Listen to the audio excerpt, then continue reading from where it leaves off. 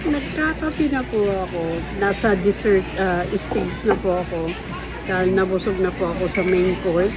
At napakadami naman po talaga. At saka, sulit na sulit po yung, yung ibinayad namin per person. And all you can nga po ito. Kaya magsawa ka hanggang sa gusto mo. Kung ano yung gusto mong kainin. But the food is very superb. Talagang napakasarap nila. It's all seafood.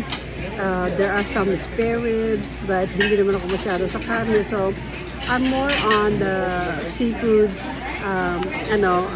pagkain. At saka mga dessert, mga prutas, yun po ang kinakain ko. So, right now, I am having a piece of cake. Chocolate cake po ito. And meron pang some other. Meron kung makikita nyo, yan o. Fruits. Fruits naman po yung kinakain ko ngayon.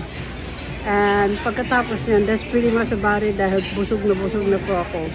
You know, $30 per person is really, really a good deal. Hindi ka magsisisi sa ibabayad mo dahil napakaraming pagkain talaga. But again, hindi ko pwede mong kainin ang kahit na nung gusto mo ay pipilitin mo yung sarili mong kumain. Yung kaya mo lang. At syempre, kung satisfied ka na, kuminto ka na. So, I'm enjoying and my husband is still on the go eating oysters. Ako, sinubukan ko yung escargot, yung parang snails. Masarap din naman pala, hindi naman siya nakakadiri. Although nakikita natin yun yung parang hugis. Hindi naman mismong yun, pero yung hugis ay parang nga yung snails natin na malalaki. Pero hindi po yun. Ito po yung mga cultured na snails, yung escargot. Masarap po siya, malinamnam. Sausaw mo lang siya sa lemon na mayroong soy sauce at saka wasabi.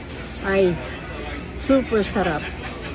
Oh, sige po, mamaya na lang po ulit ako mag-update sa inyo kung anong mga kinain-kain ko. Alright, gandang hapon!